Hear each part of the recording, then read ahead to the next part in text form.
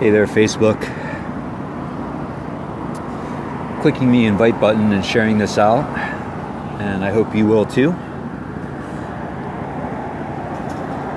Just going to talk a little bit here about illegal construction and how the police fail in their duty to halt illegal construction. First, give people a chance to tune in case they want to listen to this morning's live stream. Also want to invite anyone who's interested, if you feel like supporting this type of a live stream, if you appreciate what I'm saying, if it's easy, then you're welcome to contribute to my PayPal, paypal.me/Tawasi Activist Blog. I also have a Patreon, patreon.com/Tawasi Activist Blog. All right. So last night I was tuning in and kind of scrolling around, checking out the different live streams, and there was one happening from Tacoma. The Puyallup tribe of Tacoma, Washington. There's a pipeline and a liquefied natural gas terminal going in on their tribal land, and it's directly threatening their community. Quite a few folks up there in that region have been informing me about the potential hazard that the liquefied natural gas pipeline poses to Tacoma. So from what I learned last night, the tribal council voted to halt the construction because there's no construction permit for that project. The pipeline company didn't file a construction permit. They didn't ask for permission to build a hazardous piece of infrastructure on the Puyallup tribe's land. So last night, some tribal members from the Puyallup tribe went down to take a look at what was going on and found that the construction is ongoing. So despite the fact that there's no permit filed by the liquefied natural gas company, they're continuing to build. So let that sink in for a minute. They don't have permission. They never filed for the appropriate paperwork. So these people from the Puyallup tribe went down and blocked traffic. They got in the way of the construction traffic, which was in the middle of carrying out illegal construction. They were building illegally infrastructure that is unpermitted. So obviously the people of the Puyallup tribe don't want their sovereign lands desecrated. They don't want their community to come under threat of this natural gas pipeline. So a couple of the tribal members put their bodies in the way of construction, and law enforcement arrested them. Now, it's an obvious double standard.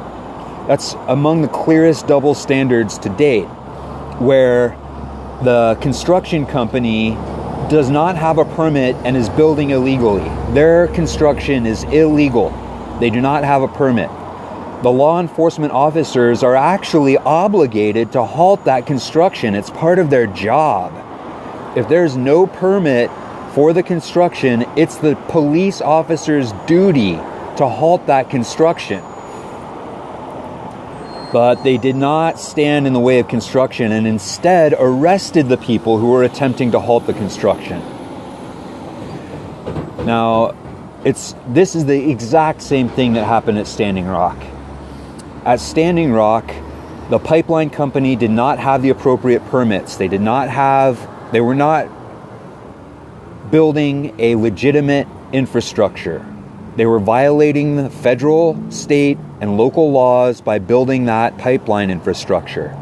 And law enforcement, rather than stepping in front of the illegal construction and stopping the Dakota Access Pipeline from being built, they stood with the illegal construction and stopped the people who were trying to protect the water. And that's what happened last night. So just again, for the people who are just joining us, last night, Puyallup tribal members in Tacoma, Washington, went to the construction site of a liquefied natural gas terminal. The terminal did not have the appropriate permits. It was discovered by the tribal council that there is no permit on file to construct that natural gas terminal in Tacoma. So the Puyallup tribe issued a stop work order, and that stop work order was upheld by a judge.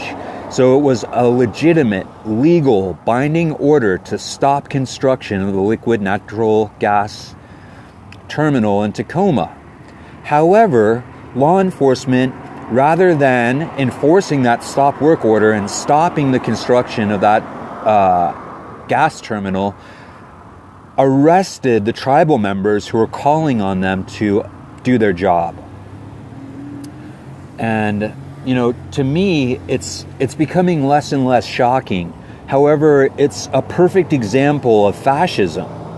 It's straight up fascism and oligarchy, because we know that the corporations didn't have the permit. We know that the corporations were acting illegally. They were straight up acting illegally. The job they were doing, they're not permitted to do, and a judge had ordered them to stop. But the police did not uphold that order. The police rather arrested the people who were trying to uphold that order. So, again, that's exactly what happened in Standing Rock. In Standing Rock, there were stop orders. Judges told them they had to stop. They didn't have the environmental impact statement. They hadn't done the proper permitting. And police stood on the side of corporations and against the rights of the people. And that's exactly that. That is the definition of fascism. Fascism is a merging of corporations and state. And that's what happened last night in Tacoma, Washington. So before I end up just repeating myself and at the expense of being redundant, which I already have been, I'm going to let you guys go. But please take the time to learn about the Tacoma Liquefied Natural Gas Project. The hashtag is no LNG in the 253. I'll be putting that here in the comments. And, try and help protect the Puyallup people, the Puyallup tribe, save the Salish Sea. Water is life, salmon is life. And, if you're watching law enforcement, if you're watching this, you guys suck. You're horrible at your job. You don't know how to serve the people. You serve corporations, and your humiliation to your uniform. So with all that said, I hope you guys have a good rest of your day out there, and I'll talk to you really soon.